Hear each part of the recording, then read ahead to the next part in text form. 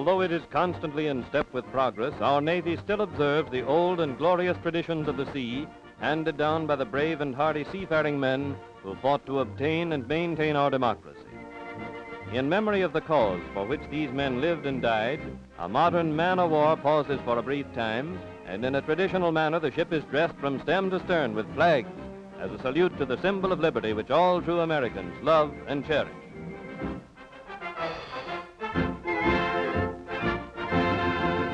And having paused, she once again puts to sea to take her place as a unit of the United States fleet headed southward to equatorial waters. After a journey of days, the fleet approaches the boundaries of the domain of Neptunus Rex.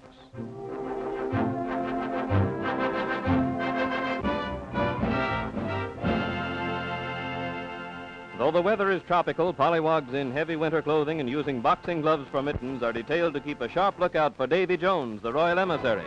Shellbacks search the ship, rounding up all rebellious pollywogs, for these rebels must be thoroughly subdued and taught to show due respect to His Majesty King Neptune when he arrives on the morrow. It looks as though the shellbacks have a tough job on their hands, but the methods are effective. Before the long day ends, the pollywogs will be too weary and worn to offer further trouble. At dusk, the lookouts report that Davy Jones is approaching the ship, and the welcoming committee of shellbacks assembles. Davy Jones, with his royal retinue of deputies, boards the ship, and the subdued pollywogs and landlubbers are held in readiness by the shellbacks for his royal pleasure.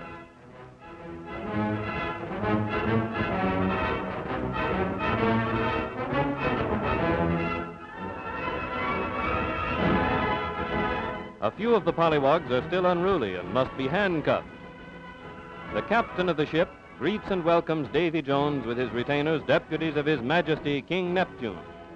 Davy Jones reads a proclamation from His Majesty stating that all pollywogs and landlubbers must be initiated into the mysteries of the deep before the end of another day.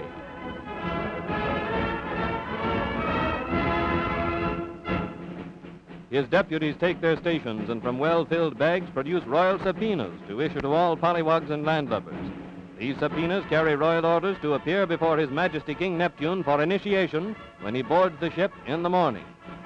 Dawn breaks. The great day is at hand. Shellbacks are exuberant with expectation, the pollywogs apprehensive with misgivings. His Majesty King Neptune, ruler of the deep, who recognizes no rank among pollywogs, arrives on board to receive a salute from pollywog junior officers. His royal retinue of strange denizens of the deep leave their seaweed homes and threaten the pollywogs with leers of sadistic glee. Through guards of honor, King Neptune with his retinue proceeds to a specially constructed platform, where the captain, as senior representative of the shellbacks, bids them a hearty welcome.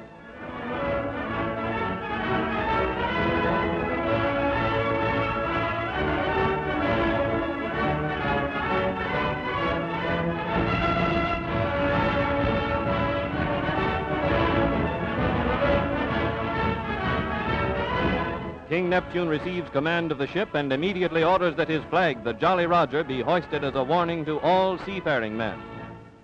The ancient ruler of the deep goes modern. With a microphone, he welcomes all shellbacks to his domain, warning each and every pollywog that he intends to be as severe as he can for their offense of entering his domain. But if during their ordeal they prove themselves to be true men of the sea, he will be glad to welcome and acknowledge them as tried and trusty shellbacks.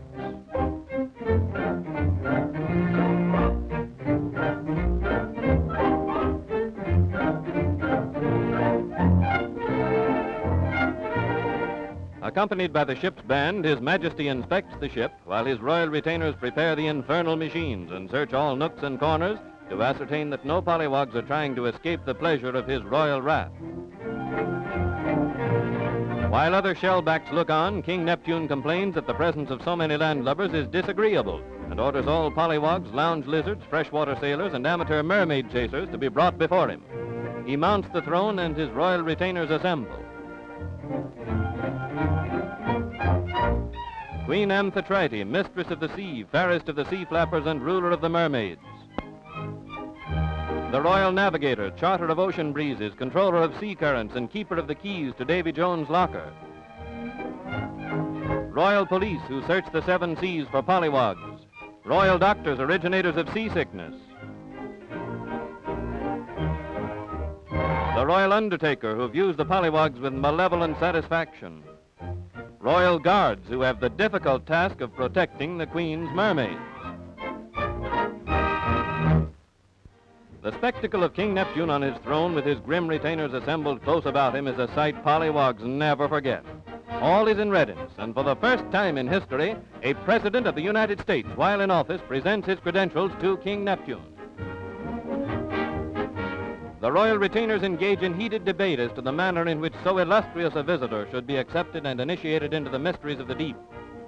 While His Royal Majesty King Neptune looks on and becomes impatient and wrathful with his royal retainers.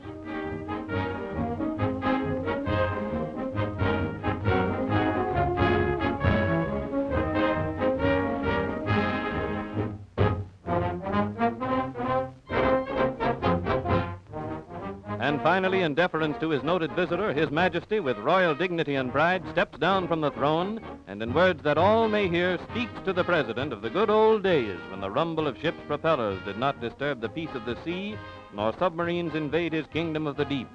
With venerable reminiscence, he speaks of the great figures in history whom he's met and bids a hearty welcome to the Commander-in-Chief of the United States Army and Navy and the first citizen of a mighty nation.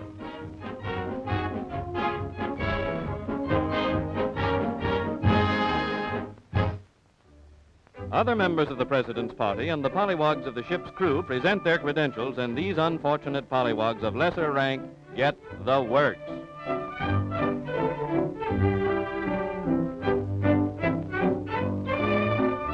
Many of the pollywogs lose their heads, but never in this manner, for this wicked-looking blade is only wood. The hot seat where pollywogs come in contact with the electric eel, and the indicator registers their manliness.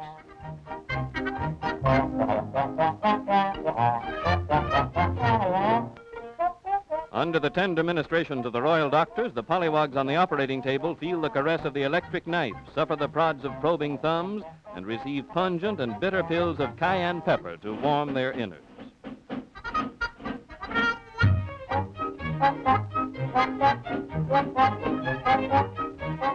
After having been warmed up by the electric chair, the electric knife, and the hot pepper pills, the pollywogs need cooling, plenty of cooling, and do they get it? Just watch. Slapdash shaves are the order of the day. The royal barbers waste no time.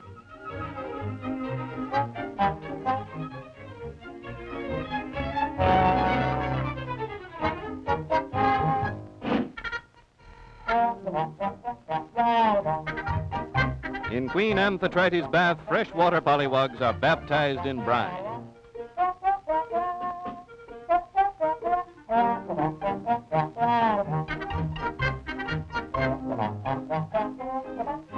It looks rough, but it's all in fun and no one gets hurt.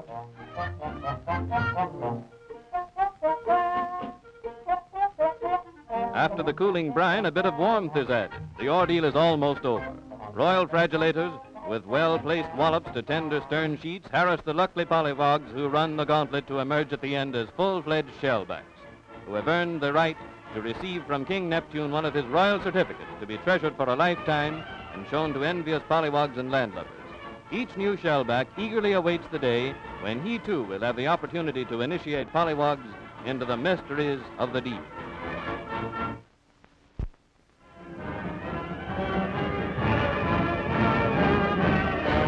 The long and memorable day over, ships of the fleet steam majestically onward into the dawn of another day, when the serious work of maintaining a mighty arm of the nation's first line of defense will be resumed.